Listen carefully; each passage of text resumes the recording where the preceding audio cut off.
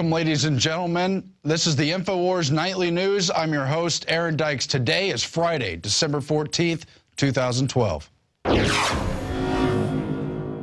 Tonight on the INFOWARS Nightly News, Aaron Dykes brings you the latest in the Newton school shooting. Then, gun grabbers prove you don't need a firearm to kill as they threaten the life of the NRA president.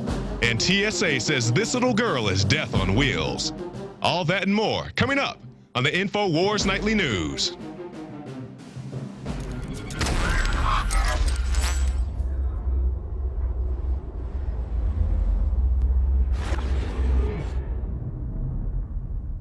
The nation is obviously still reeling tonight after the school shooting in Connecticut that has left, at the last count I heard, 28 dead, including at least 20 dead children, most of them aged 5 to 10 years old. Obviously a horrible national tragedy, but it's the aftermath of the tragedy we have to pay attention to, the government's response in their quest for more power. Meanwhile, we've seen an immediate response from enemies of the Second Amendment via Twitter, many of them calling for the death of NRA President David Keene in the wake of the shooting, as well as the death of NRA shooters. Melissa Meldon has the story, and she has amassed a large number of tweets, people saying that if you belong to the NRA, you should shoot your own kids, that a terrorist should shoot up an NRA meeting, that we should, quote, murder every NRA member, and all kinds of other tweets along those lines, while celebrity gun grabbers are calling for further Second Amendment restrictions. Of course, Michael Moore is in the game, and Piers Morgan has tweeted at least 5 tweets explicitly calling for gun control, saying we should have a strict national gun policy in America, no assault weapons whatsoever for civilians. Then the British twit on CNN called for minimum of 3 references, detailed vetting over 6 to 8 weeks to own a gun, as well as safety and training courses that are mandatory, as well as banning all guns for any criminals or anyone with any mental health whatsoever. And I may remind you that mental health is increasingly a wide net that has almost anyone potentially in its grasp. Piers Morgan has also called for banning all guns for people under 25, even though at 18 years old and in many cases 17, you're old enough to serve your country in war with a gun and put your life on the line. Then the British twit Piers Morgan called for a huge incentivized gun amnesty and that no American should have more than 1 firearm under the Second Amendment. They are going all out for these guns. Obama himself gave a supposedly heartfelt speech today in the wake of that shooting. Kurt Nimmo has the story on Obama's fake tears in the performance that assuredly would not win him an Oscar, where he shed no tears but appeared and pretended to wipe them away, expressing grief for the children.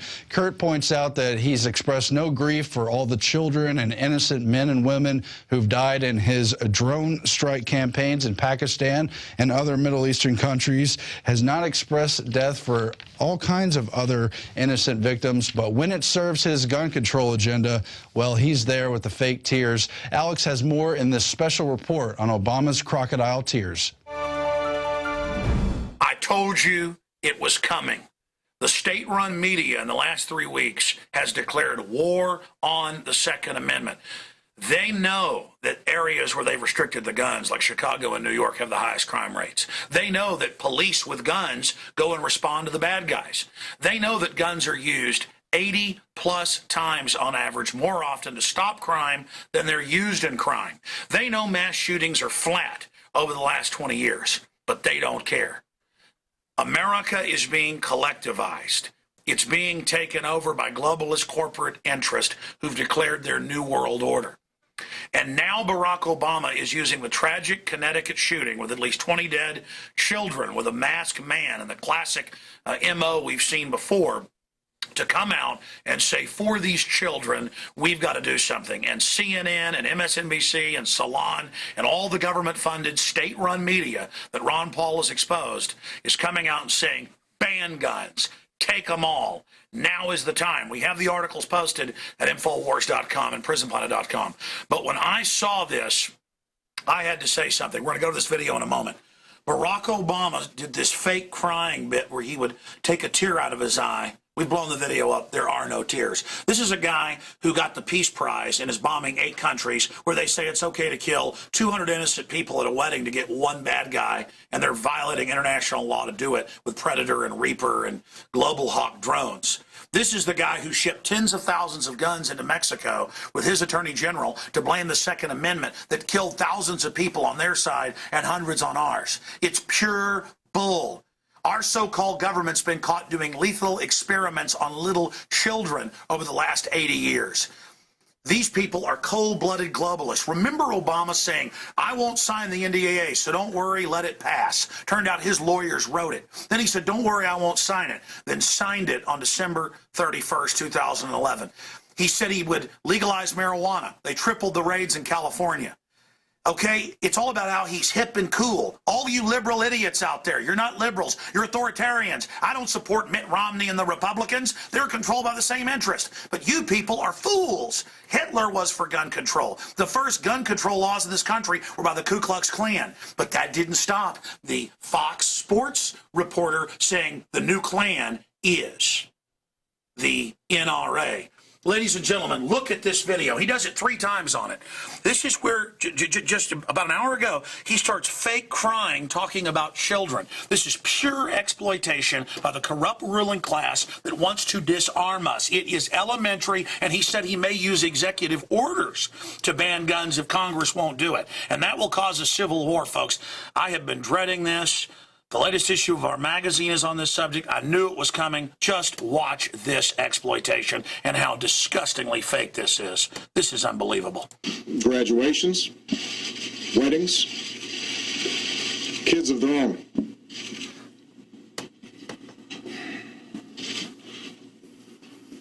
Among the fallen were also teachers, men and women who devoted their lives to helping our children fulfill their dreams. So our hearts are broken today for the parents and grandparents, sisters and brothers of these little children, and for the families of the adults who were lost. Our hearts are broken for the parents of the survivors as well. Oh, he's so sad. For as blessed as they are to have their children home tonight, they know that their children's innocence has been torn away from them too early. Yeah. I mean, this is pure garbage, ladies and gentlemen.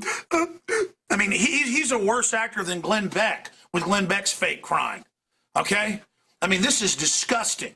And it's sick how everything is about the packaging in this country. This guy is a bigger warmonger than George W. Bush because they gave him a Peace Prize. It's okay.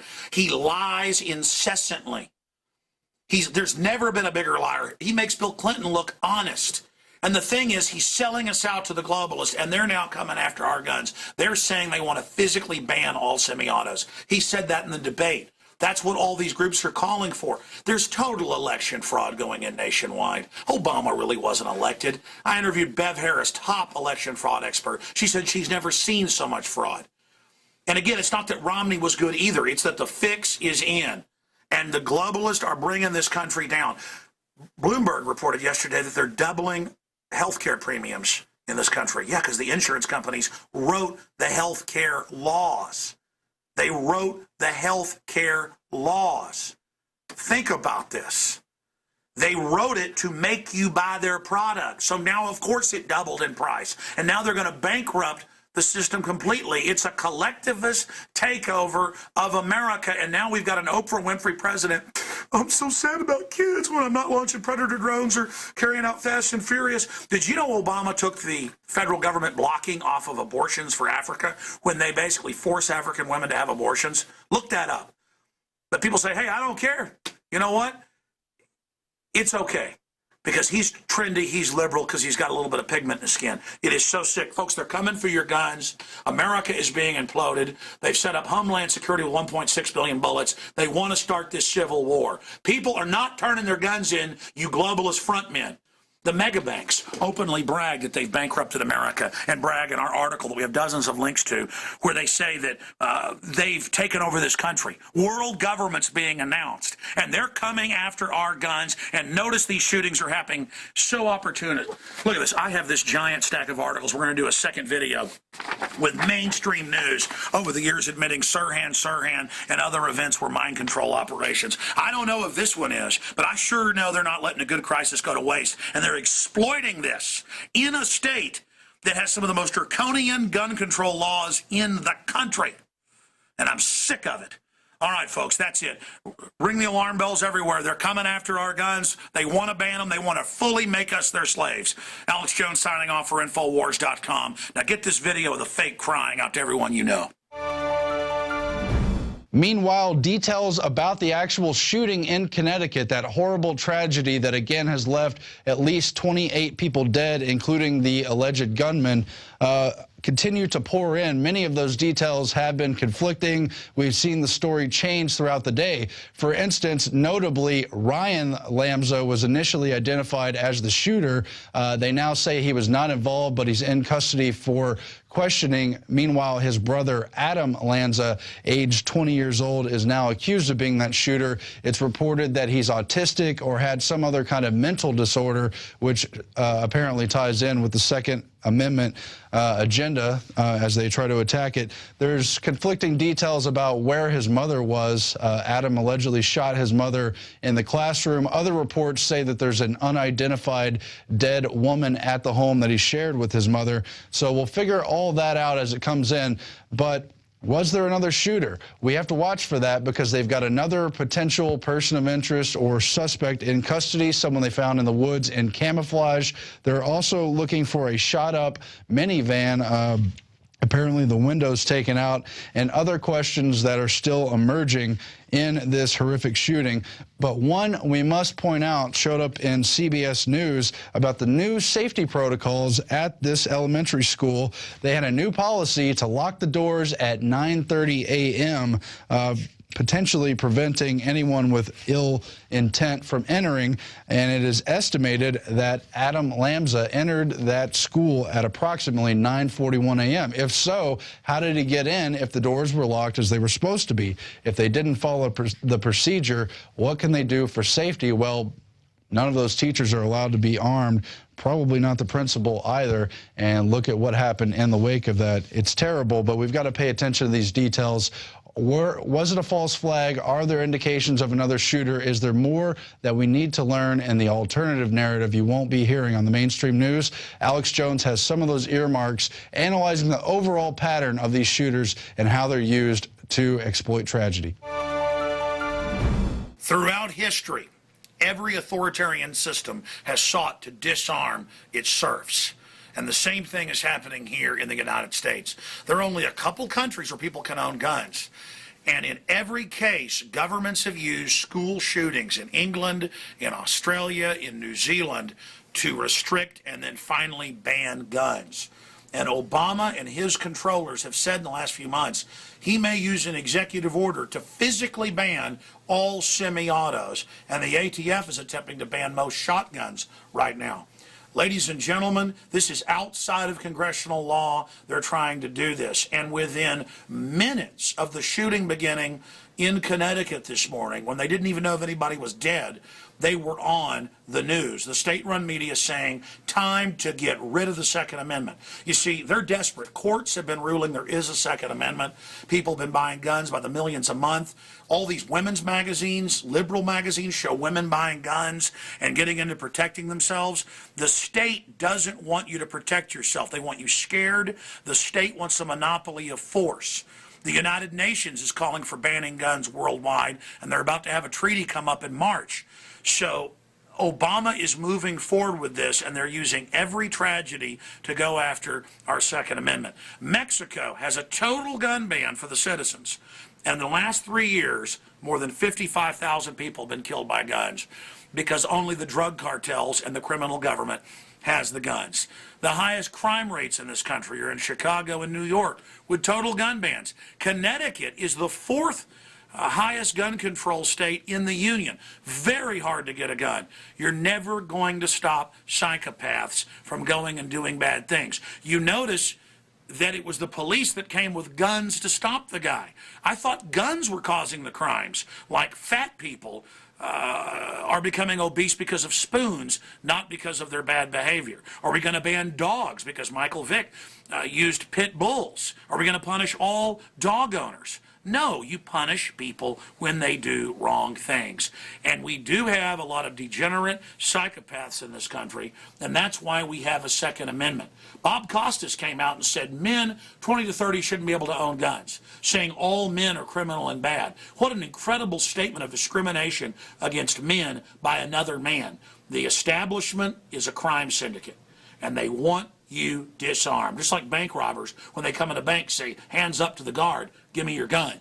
Or when people come in your house to rob you, they tie you up and say, where are the guns? It's simple. We have a predatory, out-of-control group. Now, I played this clip earlier, but I want to play more of the clip of Obama in the worst acting job I've ever seen. The guy that shipped the guns into Mexico to kill thousands, including children, with Fast and Furious. The guy predator droning sometimes 200 innocent people to get one, quote, terrorist, they claim. The guy launching wars everywhere, and NDAA, and extending Patriot Acts, and internment camps in the new Army manuals. I mean, a total globalist, fake crying over children, doing his Oprah Winfrey bit. They are coming for the guns, and they're saying you're a member of the Klan, like the Fox Sports writer, if you don't turn your guns in. Folks, it was the Klan that got the first gun laws passed. They are making it the new civil right to turn your gun in. So being a slave is your new right. Here is part of the disgusting fake pausing and the fake crying, and no one is calling this guy on it. He's really crying because his foreign banker masters haven't been able to disarm the American people, and these control freaks hate it. Here it is. Here is Obama's clip. Beautiful little kids between the ages of 5 and 10 years old. Totally fake. Look at this fake pause. Learn that from Oprah? Oh my gosh. Oh my gosh. They have their entire lives ahead of them. Birthdays, graduations, weddings. Oh, look at this. Talk about fake, and it just goes on and on. This is the guy that got the funding reinstated for basically forced abortions in Africa. He's probably, if he really was able to summon tears, too bad we can't get all the babies killed before they're out of the womb.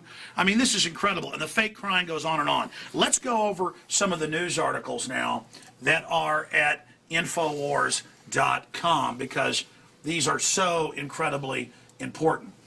And do what you'll do is you'll edit this, okay? Okay. Look at this at INFOWARS.com. Gun grabbers call for murder of NRA president supporters in wake of mass shooting. All over the place. They already said, the Fox Sports guy said, you know, they're all the Klan. Obama wipes away fake tears. Nemo's written about it. We posted the video there.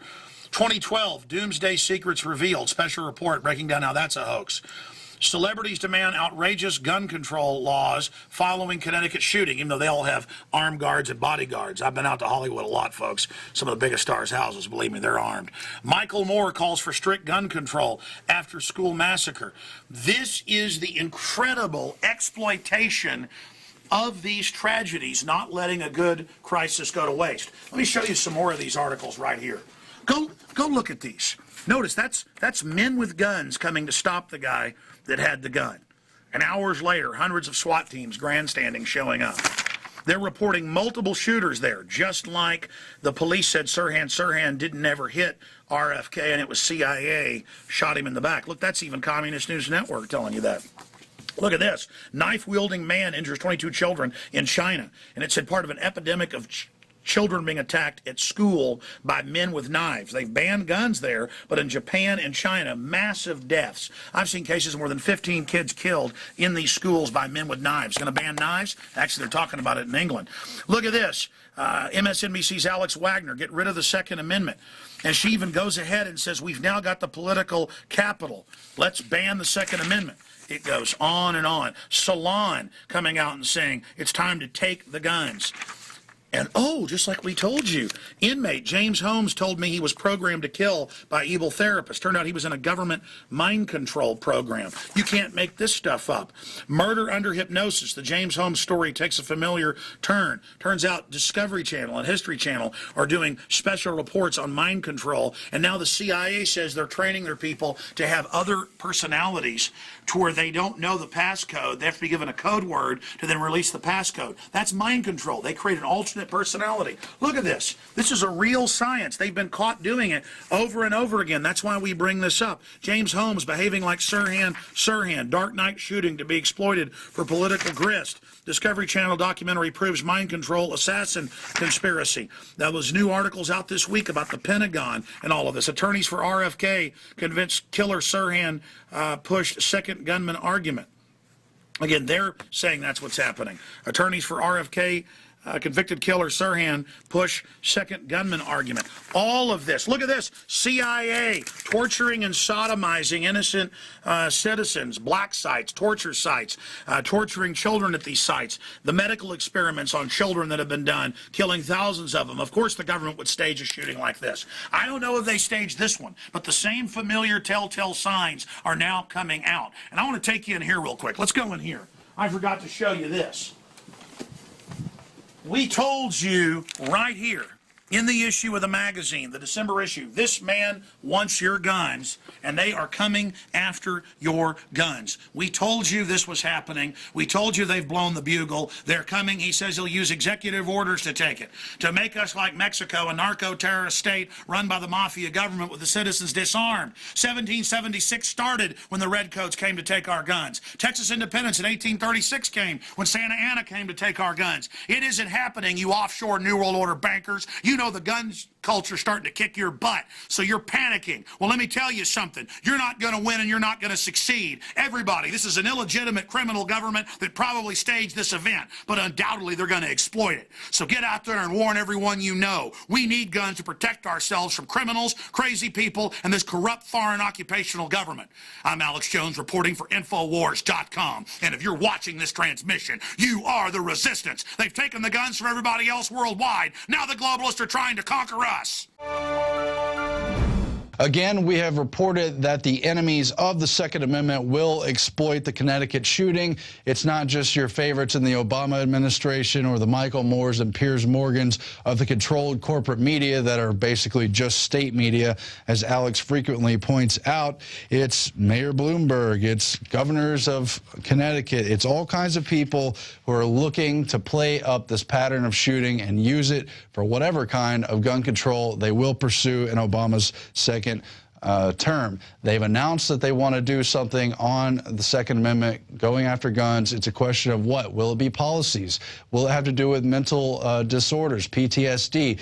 Will it be new registration? Will it be trigger locks? We're going to find out, but you can bet they're going to exploit this as they have every school shooting, never looking at the pharmaceuticals, never looking at the other indicators, only at the weapon, which, as you know, is just a weapon. When you control the Second Amendment, that's a monopoly on the power by the state. It's taking away the individual's right, and it can only lead to greater tyranny. In fact, we have this shirt right here pointing out, it's available at INFOWARS.com, all the dictators who loved gun control and used it to further their tyranny and their horrible dictatorships. On the back, politicians love disarmed peasants. We cannot let that happen. So arm yourself non-violently in the InfoWar. Get this shirt. Let the gun grabbers know that they're just murdering dictators. And yes, the state has blood on its hands. That's what they always do. And when they take guns throughout history or any other weapons, because they did it with knives, swords, you name it,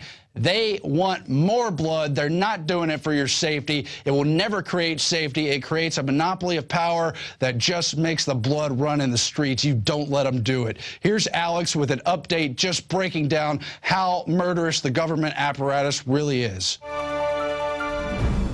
I don't want to call liberals liberal anymore.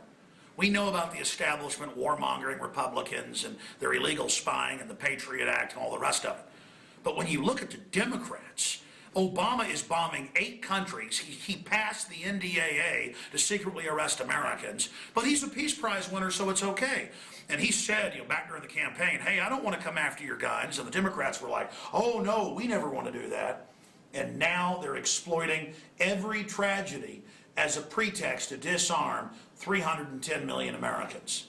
Statistically, mass shootings aren't even up, but they don't care. They get up there and fake cry and everything else, and it is so incredibly cynical. Let me ask you, moron, and I mean moron, Obama supporters, something. You're like, hey, you're just mad your guy lost. No, that's not what this is about. I wasn't supporting Romney, you idiots. There's more choices than Obama and Romney, both run by the same mega banks that want us disarmed so they can rob the daylights out of this country.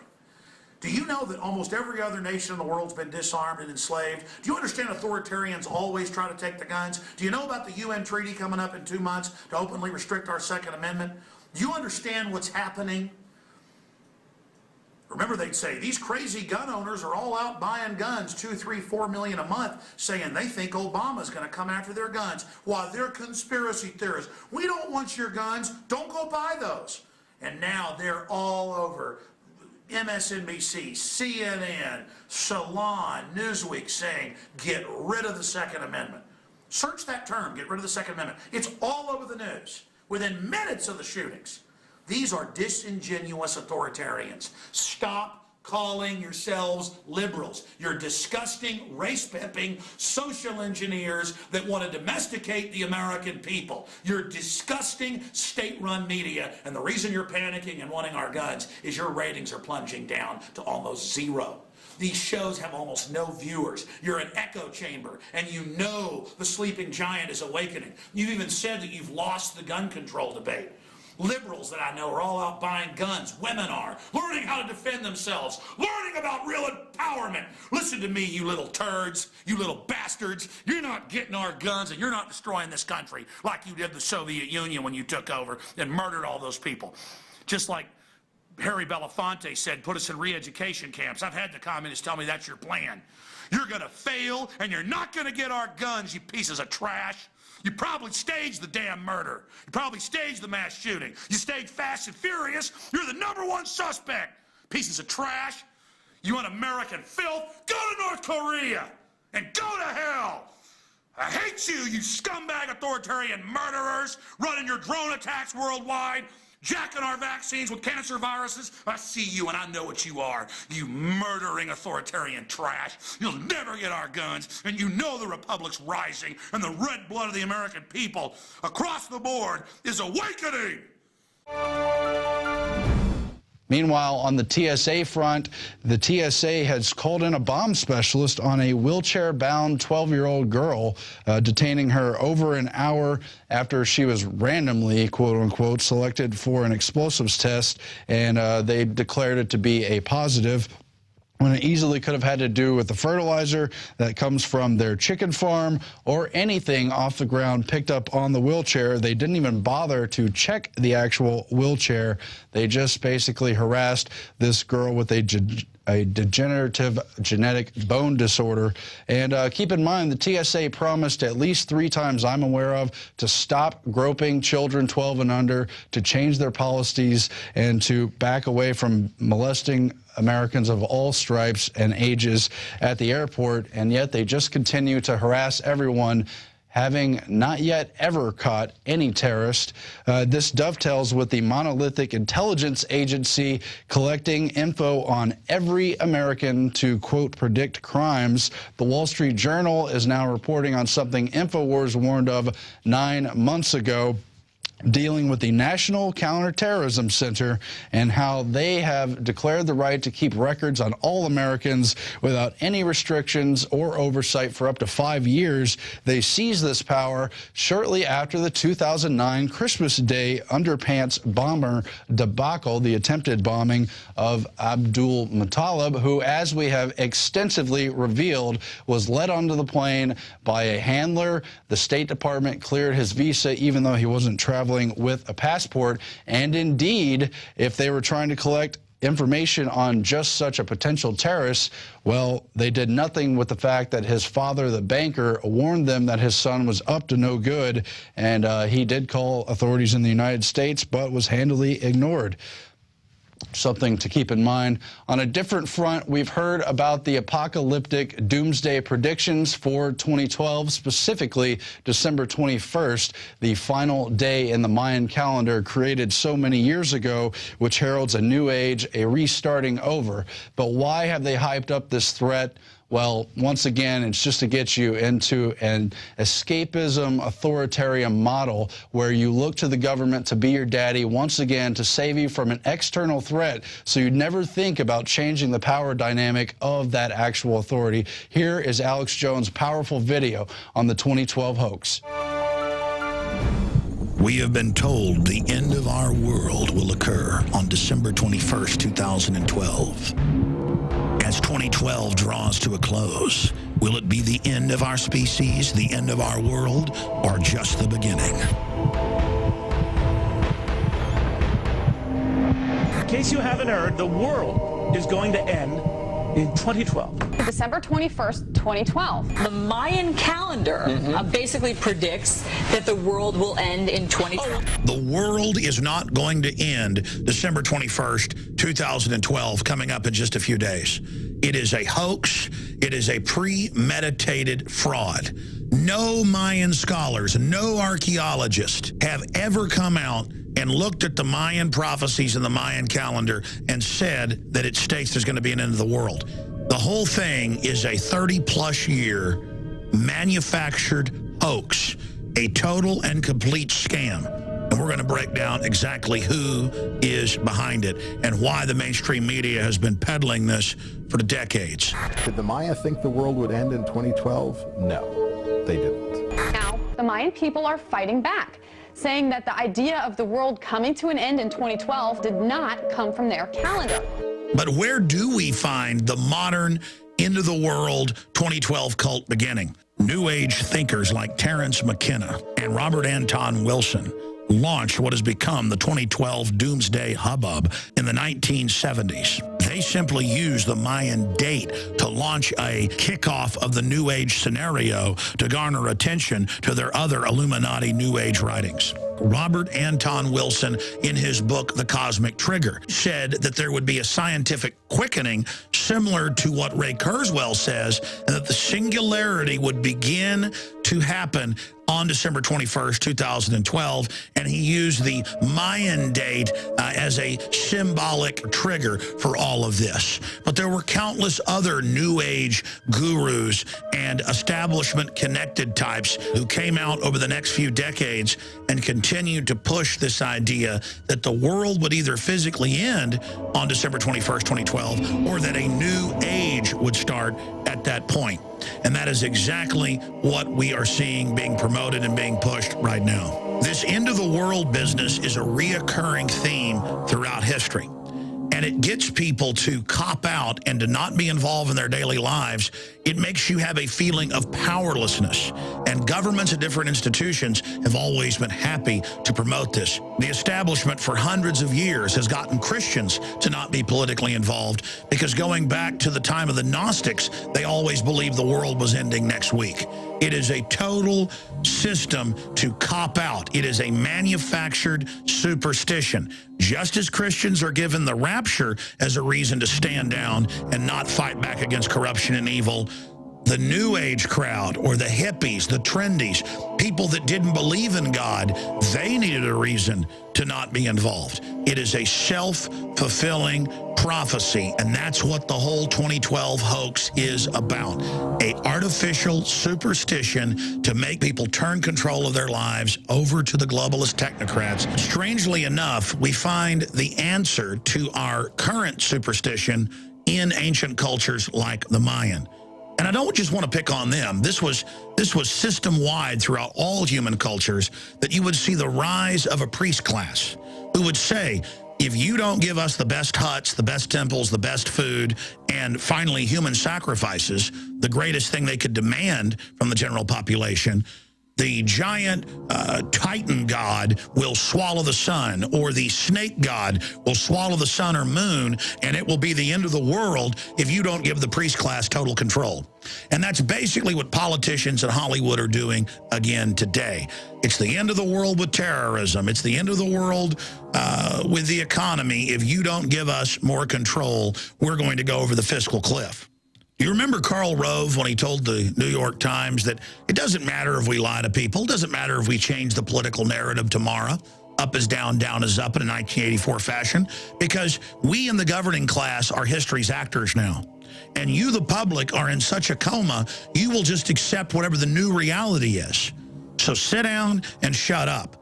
And that's what these prophets of doom are doing. They are stealing the future. They are pre-scripting what it's going to be, and then we just fall into line and believe it like they're God.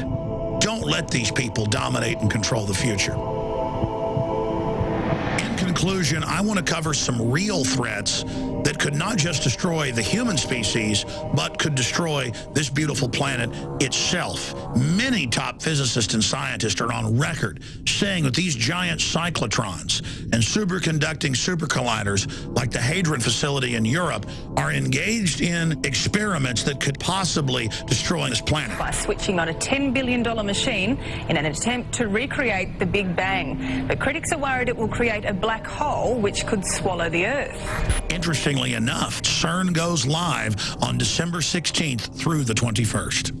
Many scientists have warned that nanotech could get out of control and create a self-replicating manufacturing system that would overtake the surface of the globe in just a matter of days. In hundreds of major studies, GMO crops that have been eaten by Americans for decades cause near total sterility, brain damage, and deformities in the different rodents that they've been fed to. Major universities for decades have been stampeding each other to publish things like the mousepox recipe that can be redesigned for humans very easily and inexpensively and kills more than 90% of mammal species that come in contact with it. And then, of course, there's the good old-fashioned threat of nuclear weapons. More than 60,000 of them held by governments right now, onboard aircraft, underwater submarines, missile cruisers. Back in the 1960s, many nuclear physicists believed that high-altitude detonations of hydrogen bombs could blow a hole in our atmosphere and that the planet could become dead. Still, the military went ahead with the test. Teak, with a yield of 3.8 megatons, detonated nearly 50 miles above the surface of the Earth.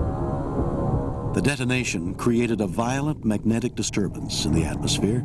And the point I'm getting at here is that the mad scientist technocratic elite that runs our planet always engages in the most destructive, reckless behavior while lecturing us that we need a world government to keep rogue states from developing dangerous chemical, biological, and radiological weapons. The seeds of our destruction may have already been sown. It is imperative that we have a serious debate about the real threats facing us and not raptures and 2012 end-of-the-world garbage. There is no way that our society, that our civilization is going to survive if people don't start really getting wise about the real threats we face.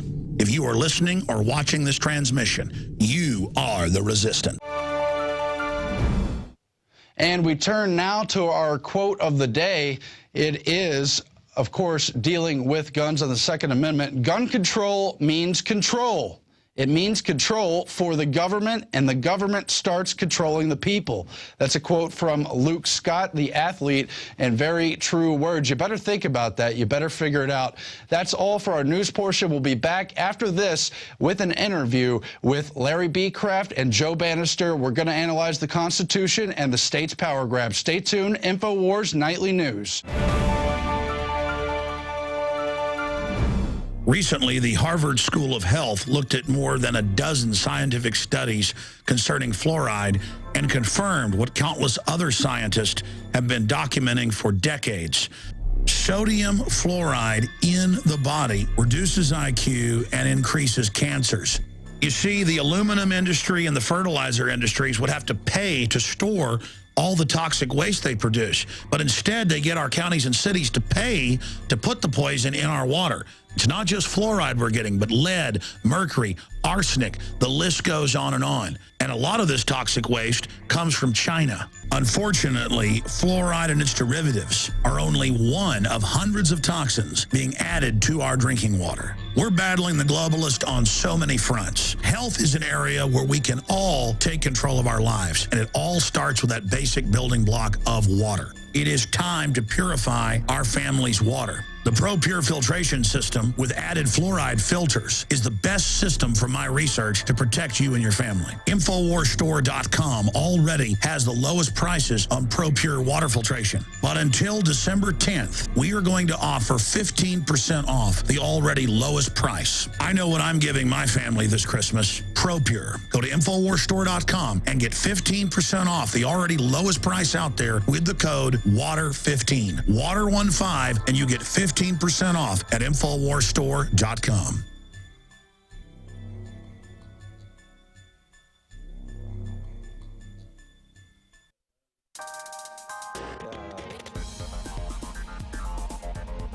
Christy Hightower here for a Planet InfoWars update. I know it's been a little while. I apologize. We have moved studios. We've expanded. There's been a little bit of a shift going on. So I just want to make this real quick. We've had several contests, actually, starting with the Bob Costas, thinking that he is, you know, end-all to end-all, saying that the Second Amendment should be restricted. Well, the mission, actually, that I want to talk to you about is a Planet InfoWars mission in the resistance group. And guns causing crimes is like spoons causing you to get fat. So the mission is for everyone to send a letter to Bob Costas and send him a spoon. And the contest actually is videotaping yourself writing a letter. Now, obviously, there's a little humor in here, so I hope to laugh. I expect to laugh at some of these. And send him a spoon, because we just want him to have piles of spoons. How ridiculous his comments on the Second Amendment were. So go take that and make me laugh. And then the next, actually, that I wanted to talk to you about is in the InfoWar video reports. And this we had here in Austin, Texas, the drone mob, where we use the hashtag on Twitter, drone mob. And basically, if you were there and you filmed, we want you to go and edit your video. It doesn't even have to be that long, but whoever has the best drone mob video is going to win $1,000. So both of these are video contests. Both of these are just you getting active. I apologize if you couldn't make it to Austin, but hopefully we'll be getting to do more cool events like this in the future.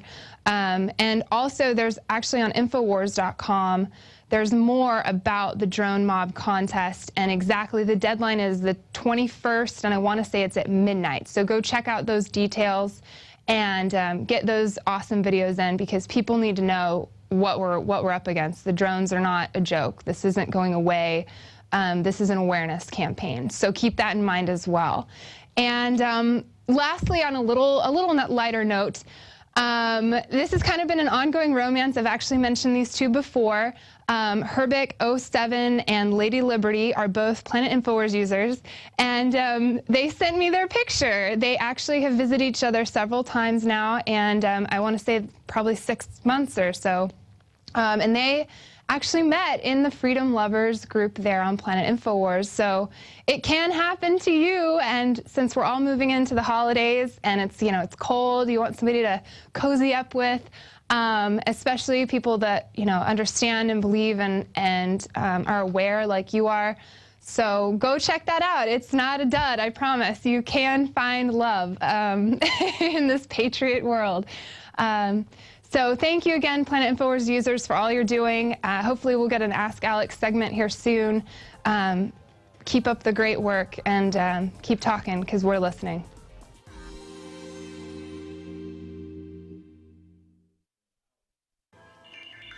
Alex Jones here with a message that could revolutionize health in this country. Going back about 1.5 years ago, I began to learn about the incredible health effects of longevity products. Aaron Dykes lost 92 pounds. We're going to show you some before and afters.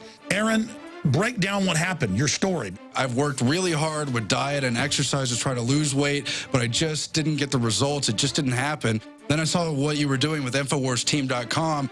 I wasn't even trying to lose weight, but I got it because I wanted to feel better energy. I wanted that nutrition. Didn't even understand how that could kickstart my own weight loss goals, but the products did that for me. I found myself suddenly losing weight, more energetic, wanting to exercise, wanting to eat the right foods. And they don't even advertise it as weight loss. I want to challenge our radio listeners to go to InfoWarsTeam.com.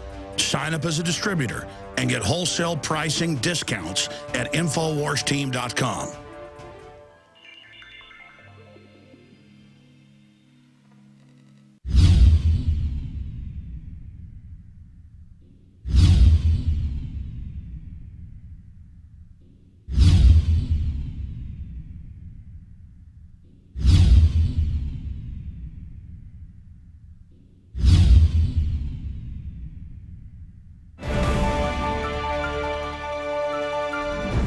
Welcome back to the InfoWars Nightly News. We're joined now by two guests who, by any stretch of the imagination, are uncovering the unconstitutional system our country here in the United States of America has developed into.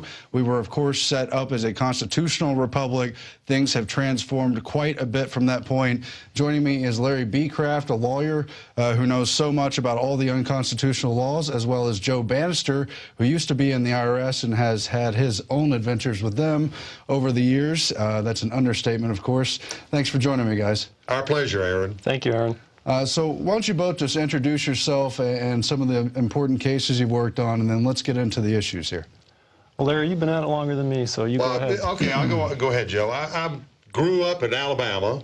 I've lived in Huntsville, Alabama, virtually all my life since I was about 3 years old. I went to a small Baptist school in Birmingham, Alabama, graduated from there in 1975, after I went to law school there, too. And at the same time, that's when I ran into people involved in the John Birch Society and related type of organizations, and I was kind of spoon-fed that type of stuff. So my objective when I was going through college and law school was to, number one, learn what's going on in the world, and then develop the tools that I could use to bring about favorable change to the American people and for the world at large. I got admitted to practice law in 1975 and have been practicing ever since. My primary type of work is I'm engaged in criminal defense, primarily in federal court. I've been involved in some real important criminal defense cases. For example, in 1991, we started about a 5.5-month trial in Memphis involving 17 defendants. I represented Franklin Sanders, the lead defendant in the case. And, on July 9th of 1991, the jury came back and read off 52 not guilty verdicts, and we had a giant party right after that. But, I've represented Tommy Cryer, Vernice Kugelin, a bunch of other people. But, I'm deeply involved in two things that really interest me. Number one, the money issue. The Federal Reserve, fiat currency, the detrimental effect that has upon any society, and especially here in America, the American society. That's one of my interests. Another one of my interests involves the federal income tax.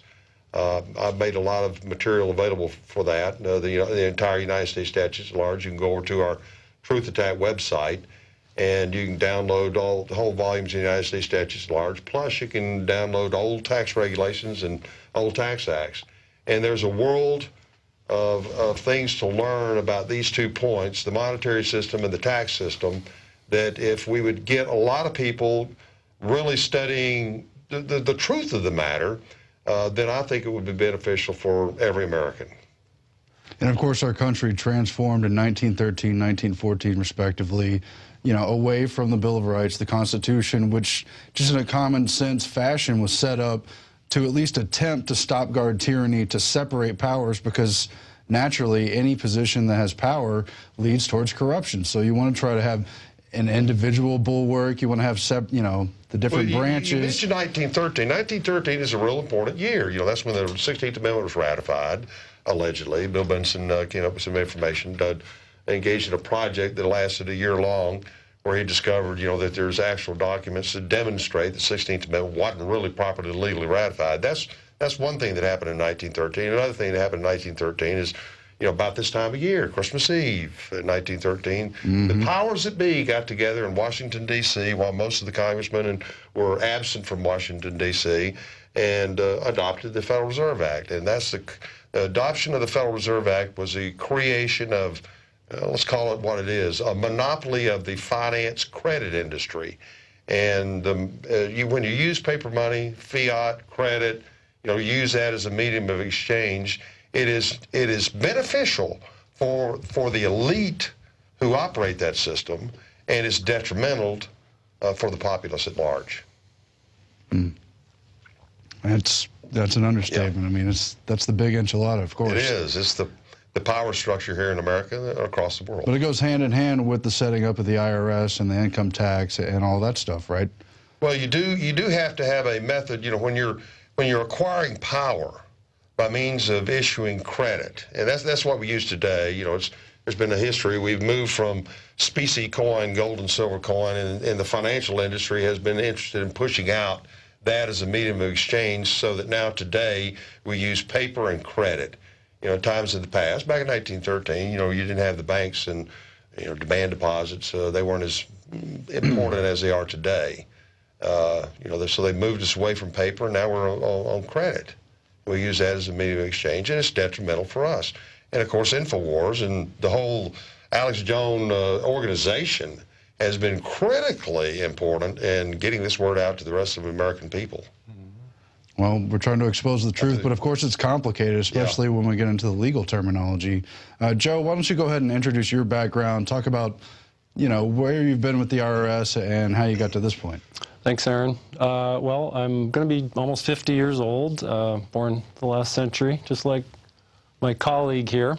But as you can see from hearing Larry, there are a lot of very knowledgeable people about the history of how the income tax came into being, how the Federal Reserve came into being, how our fiat monetary system came into being. And I came through the typical middle-class upbringing, born and raised in San Jose, California, and decided that I wanted to get into law enforcement, and chose the FBI and the IRS to apply to get into federal law enforcement.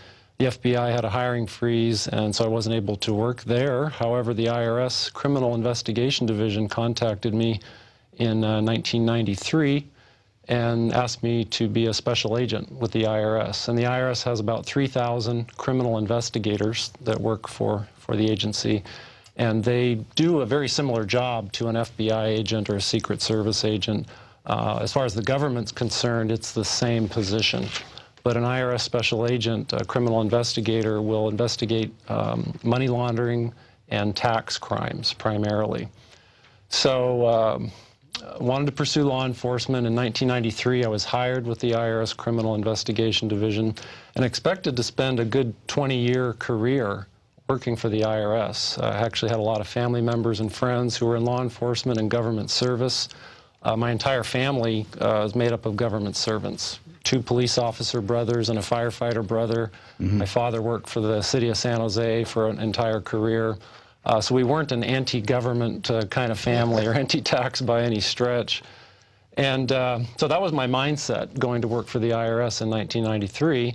And it wasn't like the auditor kind of guy or gal for the IRS. We were issued badges and guns, and we would do actual law enforcement investigations with a focus on tax and money laundering type crimes.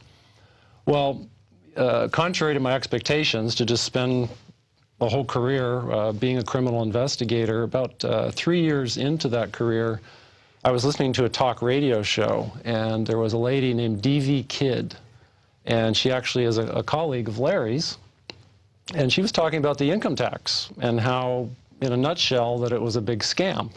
She's that fiery redhead, right? The fiery redhead. Yeah. And she's been on the program before.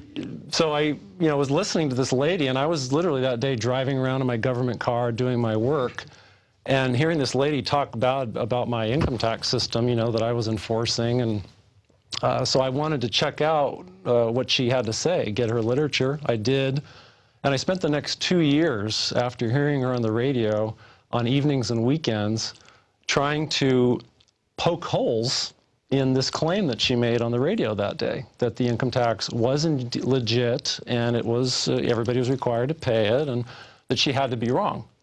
Because if she was right, then what I was doing was wrong. I was helping an agency to basically steal from the American people, and I didn't, you know, my parents didn't raise me to steal or help other people steal. So I wanted to get down to the bottom of her claims and her assertions. Took me about 2 years, and I was still going to work every day as an IRS criminal investigator and just doing this little personal investigation on my own time. And at the end of that 2-year period, I concluded, and you know, Larry's a small snapshot of the kind of credibility that's out there, of people that have researched this information and already vetted it to see that it is legitimate and true.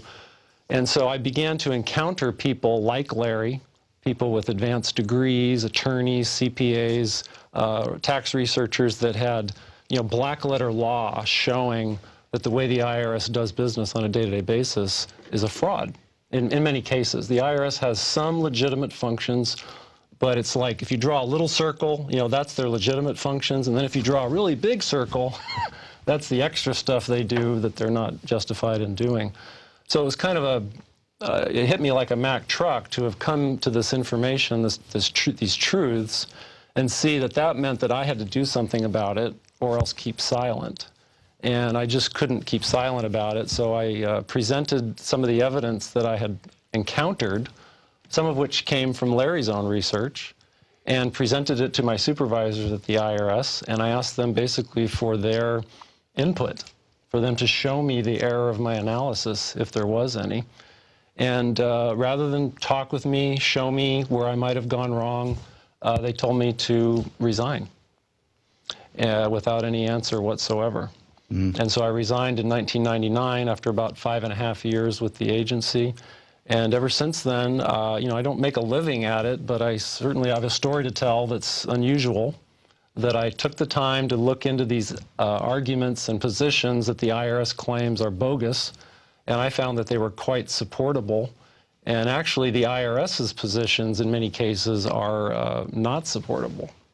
But the public, you know, largely is not geared up to do that kind of research, so they don't know who to believe. And my position is that they should at least take a listen to people like Larry, Tom Cryer, you know, bless him, he's passed away. There are just a ton of researchers out there and people who have the truth, and I would submit to the American public that they ought to take a look and not just believe what the IRS says, because in my opinion, the IRS is absolutely lying to the public. I know it's a complicated issue, but you refer to the legitimate powers they have and the wider net of illegitimate powers. Let's lay down some ground rules. Where are those legitimate powers for the IRS? Who does the IRS apply to, you know, which jurisdiction, and who do they not apply to? Well, I think I'll tell you just briefly about that, but then I'd like to segue to have Larry explain a little more. But basically, I found internal IRS documentation. They have a manual that they use called the Internal Revenue Manual.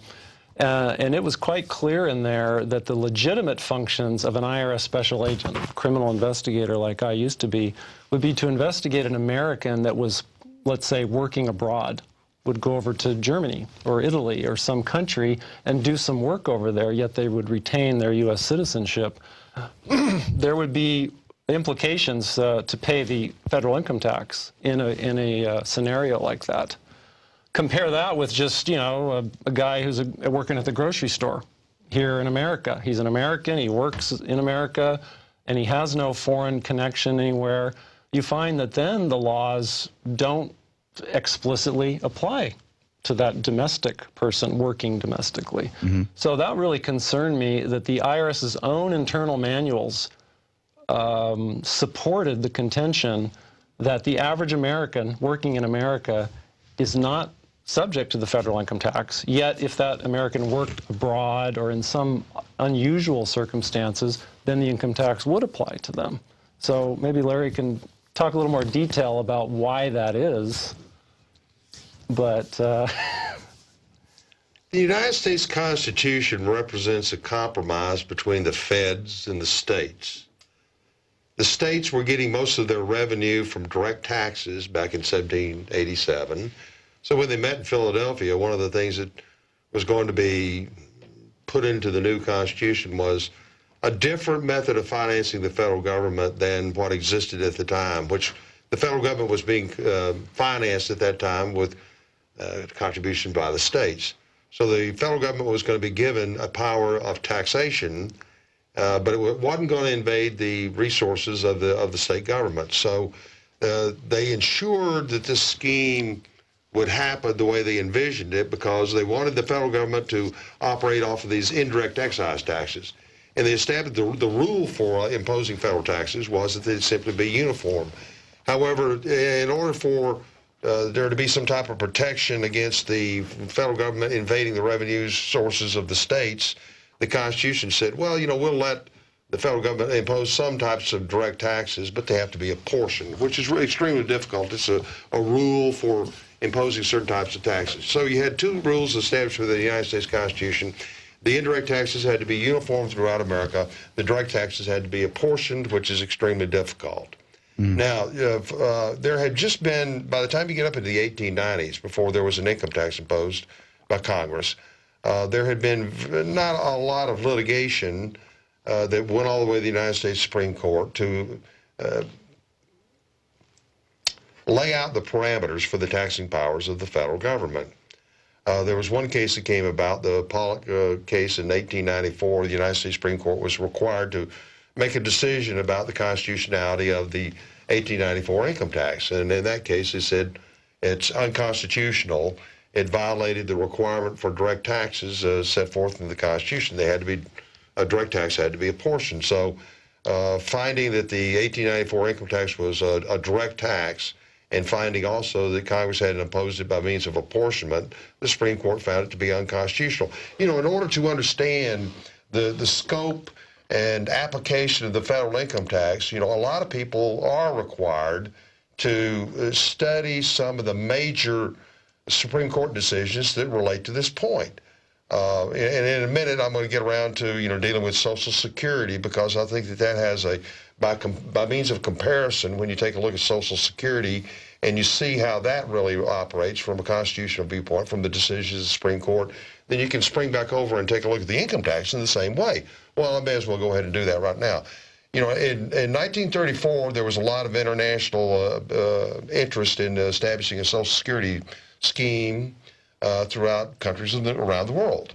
And so since there wasn't any real power on the part of the federal government to impose any type of Social Security program, it was connected, that legislation was connected to those engaged in interstate commerce. So if you were involved in interstate commerce, like the trucking companies and the railroads and, you know, companies like that, you know, there was this federal scheme to impose, you know, taxes and, you know, benefits for the workers engaged in interstate commerce.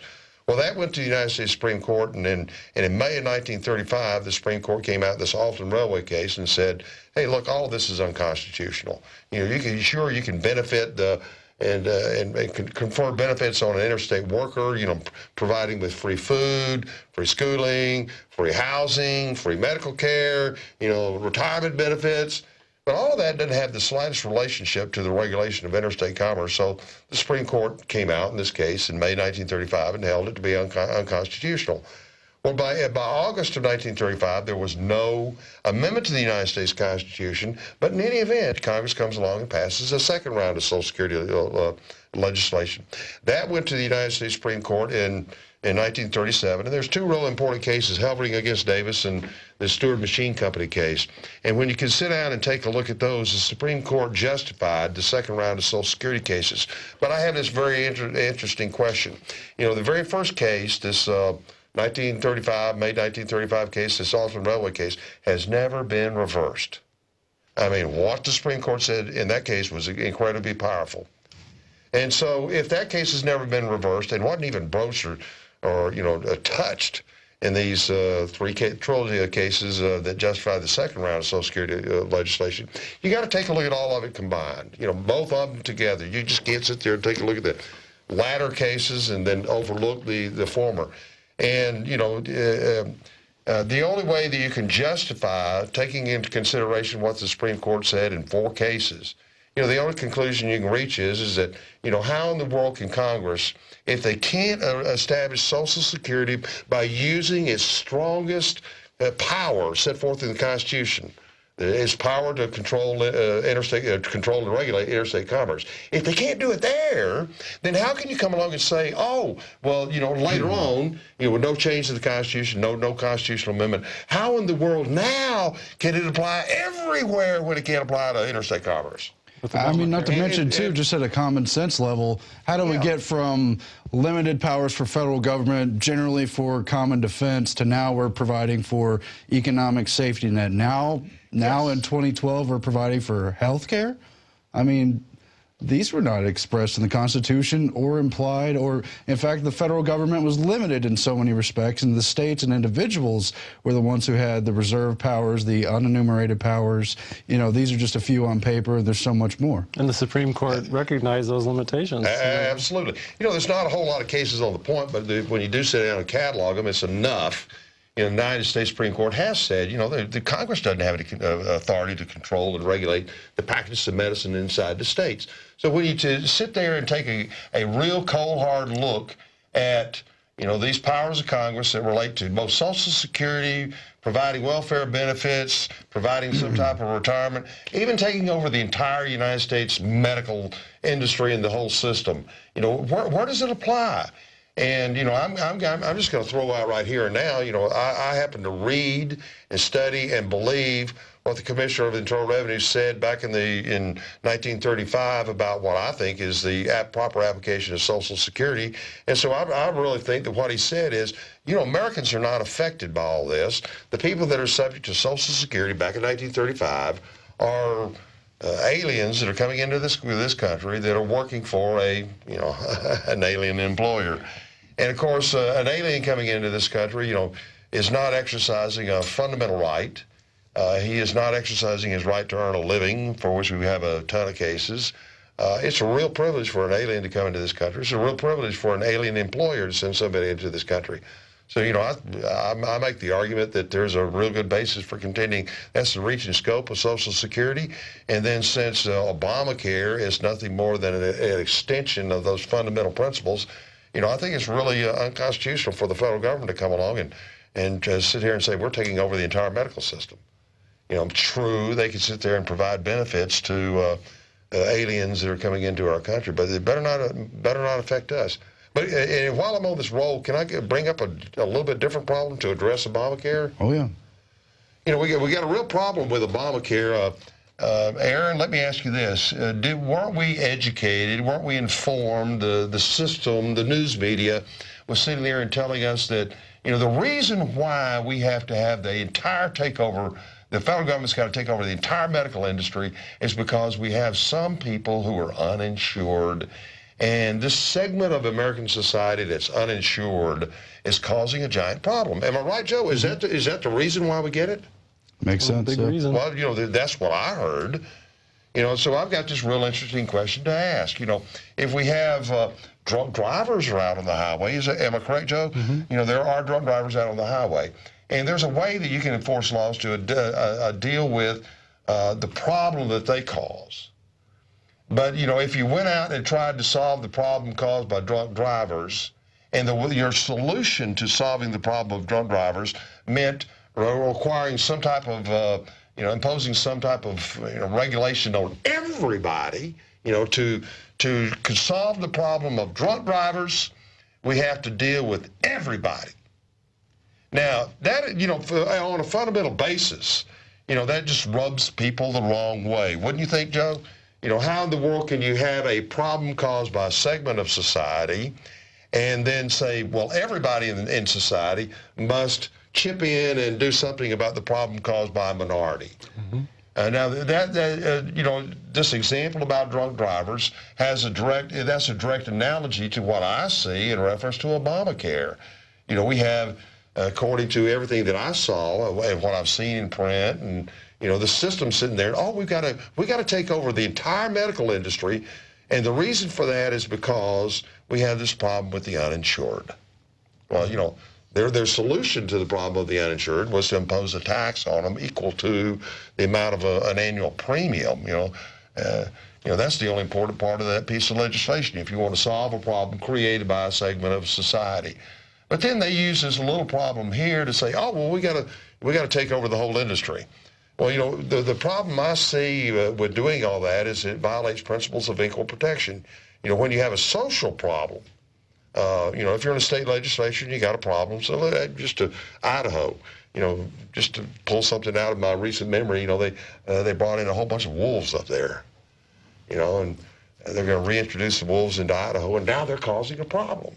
If you have a problem with wolves in Idaho, you address that problem, but you don't go around and say, no, now we got this problem with wolves in Idaho. We're going to regulate all animals. But they did that. They had a problem with wild pigs in, what was it, Michigan, and they started killing domestic pigs. Right. But this is the reason why I think that a knowledge of some real important fundamental legal principles is really beneficial for the American people. If you're cognizant of these legal principles, then you can see them in action. And this equal protection argument that I'm getting ready to expose you to is something I see on a routine basis. I mean, it's a problem everywhere. And here we have Obamacare, but that's just one example of what I consider to be a real fundamental equal protection problem. Here's the way I look at Obamacare. We have let's call it 10% of the population is causing a problem to the medical industry because they're uninsured. Well, that means 90% of the American people aren't causing the problem. Well, why in the world should you impose requirements on them to solve a problem created by a minority? Well, you don't. When you do that, you're violating principles of equal protection. Equal protection, which is a provision of the 14th Amendment makes equal protection applicable to all the states. Well, the Fifth Amendment due process clause encompasses, an equal protection component. So equal protection is applicable. It's a constitutional principle that applies to the states and the federal government. Now, when you're looking at a piece of legislation from an equal protection perspective or a viewpoint, then you got to analyze legislation, and you first got to determine a piece of legislation. What does it address? What was the problem that caused this bit of legislation to come into being? And then you got to see, is it broader than the problem, or is it more narrower than the problem? Like for example, to use our DUI analogy, let's say that out of all of the DUI problems that are created by all the drunk drivers in a state, you pass a law to affect only half of them. Well, from an equal protection perspective, that is called an under-inclusive class. You got to design legislation to address a specific problem. Okay, so somebody that was affected, in our little class here involving, drunk drivers, if you only affected a part of them, that would violate equal protection. But then, if you're dealing with the drunk drivers, and you then go out and say, I'm going to solve this problem by addressing the entire driving public. Well, then, the entire driving public didn't create the problem caused by drunk drivers. And so that would be called an over-inclusive classification, when you're talking about equal protection problems. So, you can have legislation that doesn't address the problem or only addresses a part of the problem, but then you can have legislation that, apparently addresses the problem, but is broader than that. And when you take a look at Obamacare, the thing that I don't like about Obamacare, this is not something that's been the subject of a lot of, talk on various networks. And I'm using this opportunity to expose what I think is a real problem with Obamacare. You've had a takeover of the entire medical delivery system, and that is being done because a small segment of American society created that problem, allegedly. I'm going to assume that there is a problem. It needs to be addressed. But why affect me? Why affect, Joe? Why affect the rest of America that's not causing the problem? Why do you regulate and control their access to medical care? It just doesn't make sense. And from my perspective, the entirety of Obamacare is an over-inclusive classification because they're taking over the whole industry. They're affecting everybody that consumes medical care, And they aren't the problem. It's the segment that's causing But what do we do about it? Because you got the late Aaron Russo, you were in his film, Freedom to Fascism, analyzing the IRS issue, makes a very strong case that it's, you know, doesn't apply to most people, unconstitutional. But then at the end of the day, he kind of says, well, they're a mafia, and like any mafia group, you might want to think twice before not paying, because they also might come and break your legs, you know, or something worse. And so you're coming at it from a court perspective.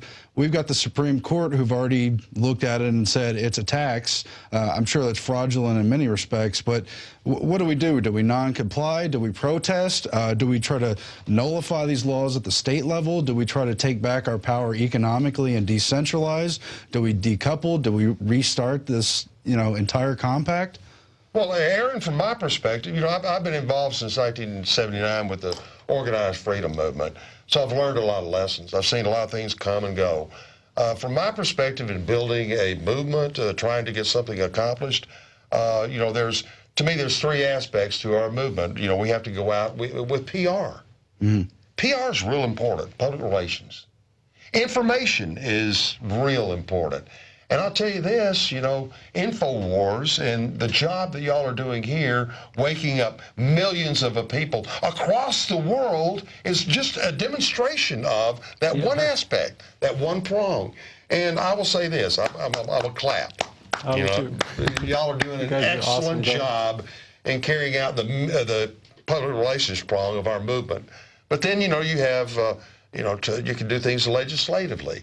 You know, the people that are concerned here in America with the problems that confront us all, you know, the constitutionalists, the concerned people, you know, PR is real important, but we need to go out and try to do things legislatively. Well, our movement doesn't do that. But then there's a third area that requires attention. There's things that we could do, and we can do it in the, you know, the legal arena, you know, going into court. And I would say that, you know, a lot of people want to sit there and say, well, gee, that's, you know, that's a lot of work. Well, I'll tell you this. I have listened for years and years and years to people sitting there saying, well, all we got to do is we got to sit there and try to convince our friends and neighbors. And you know, just by, you know, our thought processes and who we talk to, over time, we're going to build up a large number of people. Well, you know, I've got 3 decades under my belt, and, you know, when has that succeeded? Yeah, you know, to me, that's a long road. But, you know, so that means that litigation can be important. And I sit around, and I'll just point out for you one thing that I think is real important. You know, if you'd asked me about 15 years ago where we would be with the Second Amendment issues, you know, today in 2012, I would have said it would be far different than what we're actually looking at. You know, in fact, just this week, you know, Illinois, the Seventh Circuit in this Moore case, Moore against Madigan, December the 13th, I think, is the date of the decision. That, you know, the Seventh Circuit came along and shot down Illinois' gun control laws. You know, that all started when Dane von Breckenbruchart with the U.S. Bill of Rights Foundation and Heller, Dick Heller, who was his landlord, they got together and said, hey, let's do something about the D.C. gun control laws. And then they banded together with some other people. And ultimately, they brought about this, you know, when Heller against D.C. was in its germination stages, and I was listening to Dane, you know, I had him on some programs, you know, I said, whoa, where's this thing going to go? Well, I had no idea it would go all the way to the United States Supreme Court. Yeah. And I had no idea. You know, if I would have been betting on it, I wouldn't have betted for that outcome. My outcome, my expectation, oh, gee, you know, why are we giving the Supreme Court a chance to, you know, say something about this? But look what happened. You know, just with the gun control issue, you know, just for the Second Amendment advocates, they sat down and they planned and they carried out a course of litigation that look at where we are today. And that Seventh Circuit case from this week relied on, at least in part, on Heller. And the McDonald case also. It keeps on growing and building in the right direction. So, you know, there are things that we can do, but I think we have 3 areas that we need to focus in on. And I'm not asking people like the INFOWARS and Alex Jones community to sit there and do anything more than be involved in that one prong of waking up the people. You know, which I think I make my contributions to the money bomb, but you know, I think other people. Well, we appreciate that. You know, I want other people to make contributions to the money bomb, But I mean, you're the most effective for this movement. To me, you're the most effective in carrying out that. Well, it's a practical world too. We got to go grocery shopping, take care of our kids and family, and we got to do other things. But we got to do our part. We got to find an area where we are effective, and you got the legal expertise. But let's talk about the enemy's attack. Second Amendment's a great example. You explain how through commerce on the interstate issue, they whittled away at the tax issue.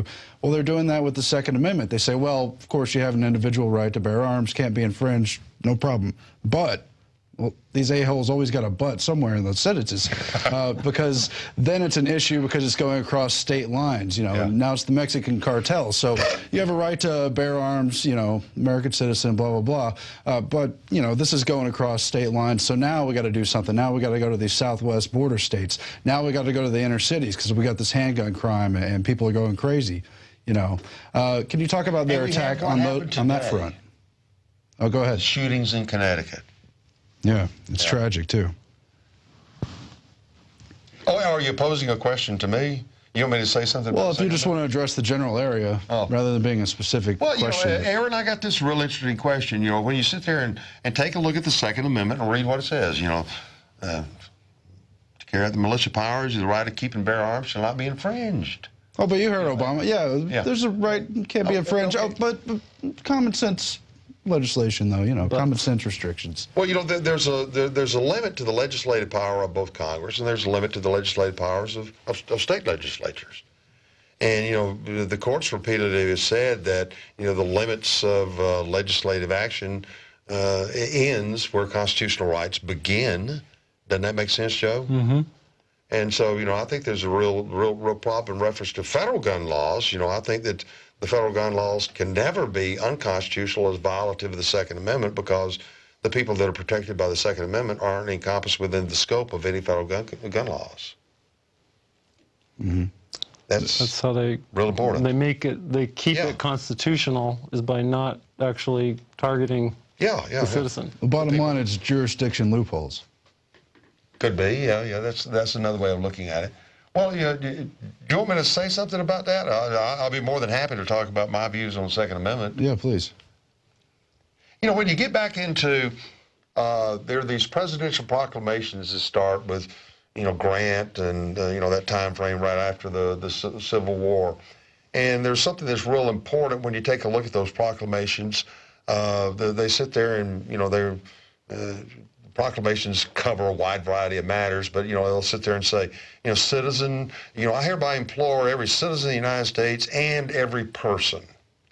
Okay, in that context, you know, citizen and person are two different things, and in the context of these proclamations, a person's an alien.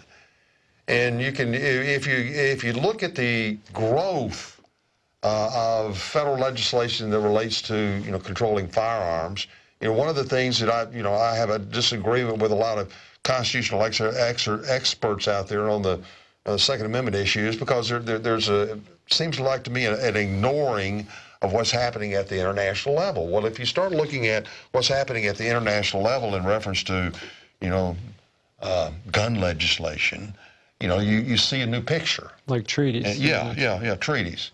And, you know, my personal opinion is I'm going to kind of shorten this. You know, you can see the growth over a period of time, you know, 1890s, 1900s, World War I, man, that was real important. Post-World War I, you know, when the European countries were real interested in ending, you know, what they had been through, you know, a world war, which involves guns and firearms. But, you know, in my perspective, when you consider all of that history, you know, looking at what was happening at the international level in reference to guns, you come up to, you know, 1930, we had a Pan American Treaty, the rights and duties of states in the event of civil strife. You know, to me, that's real important. And in my perspective, you know, that treaty, in addition to what was happening in 1934, is real important in bringing about the very first federal gun control law, you know, where they imposed a tax. The reason why we had the 1934 federal gun control law is because the European powers were meeting in Switzerland at that time, and they were wanting to do what they've been working on for a decade and a half by that time. You know, what do we do about ending war? And they had a convention in Geneva, Switzerland. So, you know, I think the Congress came out and threw a bone to the international community and said, you know, right in the middle of, you know, their meeting over there in Geneva, they're coming out and said, oh, well, now we're doing something. The United States, the biggest arms manufacturer in the whole world at the time, you know, we're going to throw a bone to the international community, and we're going to do something about guns. And, you know, that's the beginning of what we have today in reference to, you know, federal gun laws and federal gun control laws. And, you know, I think when you really sit down and analyze that, that piece of legislation and all subsequent similar legislation at the federal level has no effect upon, you know, somebody that's protected by means of the Second Amendment. It applies to people who have absolutely no Second Amendment protection. And the reason for that, one of the reasons for that is you know, the limits of the power of Congress, the limits of a state legislature, you know, it's reached when you start approaching a constitutional right. Which we have in America, right. But worldwide it's been a different story with the United Nations treaties, as I'm sure you know. A lot of pressure internationally on the U.S. since we have the most protected right, even though it's diminishing over time. A lot of pressure to give up our guns. Yeah. Don't do Remember it. back during the summer, everybody was fearful of this new treaty that was going to come about. You know, the United States shot it down. You know, we didn't go along with it. Small weapons treaty. But, you know, here's something that's also real important, I think, for patriots to understand. When you're dealing with treaties, you know, internally inside of a country, a treaty has no application. The proper subjects of treaties are the relationships between nations. And, you know, a citizen from France coming over here to the United States could be protected or regulated by means of a treaty. An American in France would be the proper subject of a treaty. But, you know, the courts have said, you know, not that there's a whole lot of cases on the point, but the courts have said, you know, hey, domestically, treaties have no application. And I tried to this past summer when everybody was talking about the small weapons treaty, you know, hey, I think we're overblowing it. I really think that a lot of people were overblowing the effect of the small weapons treaty. I would contend that as a matter of law, the small weapons treaty wouldn't have any effect upon me at all, wouldn't have any effect upon Joe at all, wouldn't have any effect on Aaron Dykes at all. Of course. You know, it has no domestic application. Wouldn't you say that a typical way that the media and the powers that be want to cultivate progression towards, you know, more tyranny is to convince the public that something is necessary, mandatory, that the law requires it, without the public ever taking a look to see, well, exactly what does that law require? What would it require? And so I think I would advise people or suggest take a look a little deeper than you normally do, and you'll probably find that what they claim is this, you know, ironclad law requirement might not be so. I mean, I was looking into the Obamacare, some of the enforcement, like let's say you don't want to pay the tax. And my understanding of the logistics of the law is that they don't actually have any enforcement authority to come after you for this tax, that they, you know, have this mechanism for you to pay. Well, we're talking about policies, like they can do Agenda 21 at the United Nations, has no effect in the United States, but that doesn't mean the federal government isn't going to say, what a great idea, we're going to allocate grants to implement basically the same policies. And if the same thing with gun, it doesn't apply here, but we're going to start to do ATF regulations and policies. I mean, what is a federal agency? What is it not? I mean, are there any limits? Did they ever conceive of having just endless alphabet agencies, each with their own rules, each with their own task force, hundreds of thousands of people in some agencies? Well, I can tell you, having worked for the IRS, that there's a mindset that's in these agencies whereby they're going to pretty much, if their boss or their coach or their field training officer tells them what to do, they just do it. They don't look to see, is this actually legal? Do I have the authority to do this? And if you think about, you know, that concept of the blind leading the blind in all the alphabet soup agencies and with the hundreds of thousands, if not millions of employees, that's a lot of rights that are getting violated. That's a lot of property that's getting stepped on and taken. Because you have bureaucrats who don't know the limits to their authority. And so that's why the citizen, and I think Larry would agree, the courts actually tell the citizen, if you bother to read the cases, you have a duty to determine what the limits of the authority is for these agents that come into your life. And if you don't exercise that duty, if you don't know what those limitations are, they're going to walk all over you. They're going to put their boot right in your neck. And only you can stop that. Well, that's why the Bill of Rights is the solution. We have to recognize it and I agree. We have to talk more about what those limits are and recognize them. But can we talk about the other side of the system? Who are the globalists who set up the United Nations, who set up the Federal Reserve, the big banks who own the real shares in it? How does that interact with the illegitimate way they've proposed, put the tax on the people through the IRS? Who are we really collecting this money for? Reagan's investigation found that it doesn't pay for the budget, it doesn't pay for our debt.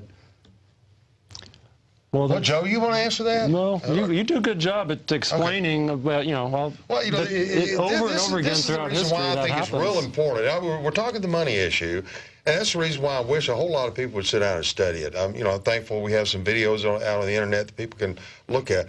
But what we're fighting, the global elites, they get their real power from, I don't want to say it anything for more than what it is. This is a giant scam. Biblically, we have to have honest weights and measures. Mm-hmm. And, until these globalists get their power from violating, that and more biblical principles, where, they get their power through the monetary system. They can print, you've seen this. If you went out on an island and you acquired this, let's say that there are 100 or 1,000 people living on an island, and you had the power to print up the money, you would soon be the controlling, you'd build whatever political structure you want, you'd build whatever army you want, if you were the source of the medium of exchange. That's understandable. And that's exactly what has happened over time. There's always been this war, you go back into, as recent as, the Middle Ages, the 1600s, 1500s, 1700s. We were actually using gold and silver coin as a medium of exchange. But, then the banking industry got its start and got people to start using what they issued, banknotes. And, and from my perspective, the globalists have acquired their power because, everybody continues to use their money, but then again, they've done their dirty tricks to ensure that their industry, the finance industry, has continued. There are instances in which, not only have bribes been used to secure favorable legislation, but I think that it extends to more than just bribes. I think that there are people who are eliminated. Legislative people who are eliminated. There's no question. Proving the details case by case could be a headache, but it's one of their tools. The power that they have, they can assassinate people. Okay, but I guess the thing that confounds me about the system is in the 20th century, more or less, we've been forced onto collectivism systems, which is bad enough. You lose your free will, etc. But, if the Social Security system actually worked, if the healthcare rationing system actually would work, that might be one thing. It's, inconvenience, it's a loss of rights. But if it actually worked in a practical matter, you might go about your day. But it's not. It's part of this fraudulent system. It's a Ponzi scheme. I mean, the money isn't where it's supposed to be in the Social Security systems. Pension funds, especially when it's part of a state government system or a regional government system. We found out in the financial crisis that stuff has all been traded away on the derivatives market. Nobody has that lockbox. What was that, Al Gore talking about that, or John Kerry? Doesn't make any difference. The point is the money isn't where it's supposed to be for that collectivized system, and it's being run by the same people running it as a Ponzi scheme. I mean, it's very complex issue. It's a double whammy. Well, in reference to address that, back during the Bush administration, you remember when those questions were coming up about, well, where are the funds for the Social Security Trust Fund? And, they had these 5-minute segments on the major media. They had a little piece about somebody went into an office in the Social Security Administration. They actually opened up a drawer and they showed these printed bonds, maybe about that much bonds. I'm sure that there were, one bond was probably for $100 billion or not. The only things in the Social Security Trust Fund are those pieces of paper, which are just bonds. Congress has come along and spent it all. And in order to fund Social Security, they have to use present revenues to fund current benefits. That's what you were talking about. But so that's a giant scam. There is no big reserve out there that if we did have a big capital reserve, from an economics viewpoint, savings equals investments. And investments in an economy is real important for a society and an economy to grow. But we don't have any of that. We have, in lieu of that, we have a bunch of debt laying around, just like that example. You know, what's in Social Security Trust Fund? These printed bonds. I think it shows that, another, kudos to the INFOWARS crew, the whole team, because you're planting seeds in people's heads that, number one, maybe I should care about my neighbor. Maybe the government doesn't solve people's problems, even though they claim that they will. So there's a groupthink, there's a mentality out there in the public that we keep buying into these empty promises. Like they talk about Satan and all of his empty promises, and the government and all their empty promises. And so, that's why I commend all you guys and gals at INFOWARS, because you're actually planting seeds in people's heads and making them think, wait a second, maybe these things that we've been promised all these years not only aren't working, but they're leading us towards, FEMA camps and, having no rights and having no property. So I think, that PR part of things, to open people's minds, there's such a dearth, an absence of that in society. And so you guys are a breath of fresh air, to make people think about we appreciate you too, Joe. Well, closing comments, guys, but at the end of the day, it basically boils down to the individual rights enshrined under the Bill of Rights are completely in correlation with the good economy, with small businesses that are able to grow. When you centralize that power and put anyone in the regulation power that everything must pass through the centralized point, of course things are going to grind to a halt and be inefficient. But worse than that, it's going to be corrupt, it's going to be schemes, it's going to be scams, it's going to be fraud. And so we really just need to recognize the way this country was set up and how we were supposed to be and try to get back to that. And that's going to decentralize the power, that's going to decentralize the economics, that's going to bring back life to the small economy that, we pretend to praise in this country. That's right. And you have to, in order to decentralize, that means that more people, more individual people have to come into the picture. And that means that each and every one of us have to redouble our efforts to bring more people in, to wake more people up. And, that's what do we're something trying for to the do. cause of liberty every day. Make sure that you put it on your agenda. When you get up in the morning, this is what I'm going to do. Even if it's just, sticking a bumper sticker on your car and broadcasting a message. But, the more important thing is, I think people, my personal position is I think the American people need to band together in their own communities, form their own little groups, patriot groups. Like, for example, right here, my little local patriot group recently published this book, Anger to Action. But, you can educate your friends and neighbors. And if you're in a local group, you're going to be effective. And I'm just encouraging people to form their own little groups, educate yourselves, and then see the big picture, and then contribute to the big picture. I agree. People got to take action where they are. But if people do want to find your website, read about the materials, learn about these legal concepts, and start to understand that, because I'm sure it's not going to happen in 1 hour or 1 evening or 1 week, where can they find your work, and what do you recommend? What path should they go on? I'll tell you some, 2 websites that I'm involved with. I have my own Dixieland Law Journal, but then I've been putting a whole lot of information over in the Truth Attack Law Library, truthattack.org. And that was an organization that Tommy Cryer, a former client of mine, that I defended. We both started that organization, Truth Attack. But if you want information, Dixieland Law Journal, which is my website, and then the Truth Attack website, go there. Right. And Joe, you have a website as well, right? agentfortruth.com, and I would highly recommend the law library section of truthattack.org. There's so much free information out on the internet. I was just talking to one of your crew members who said that he learned a lot of his skills for free on the internet. So I mean, it's amazing what's out there for people. Just take a look, and maybe look a little less at the ESPN and the Dancing with the Stars, and a little more at INFOWARS. And yeah, let's hope so. let's hope. Well, thanks a lot for joining us, guys. Our pleasure, Thank you, Aaron. Take care. And that's all for tonight's InfoWars Nightly News. We'll be back again next week. But for now, go to planetinfowars.com. Start your fight locally or globally in the InfoWar. Fight it your way. Also, check out the InfoWars magazine. This issue is This Man Wants Your Guns. Our next issue will be coming out soon. And you can subscribe for $59.95 a year. Get them mailed to your house. You can get bulk subscriptions. You can get the free online version and send that to all your friends and family. And of course, there's PrisonPlanet.tv. You can share those memberships as well. Check it all out at InfoWars.com and PrisonPlanet.tv. That's all for tonight.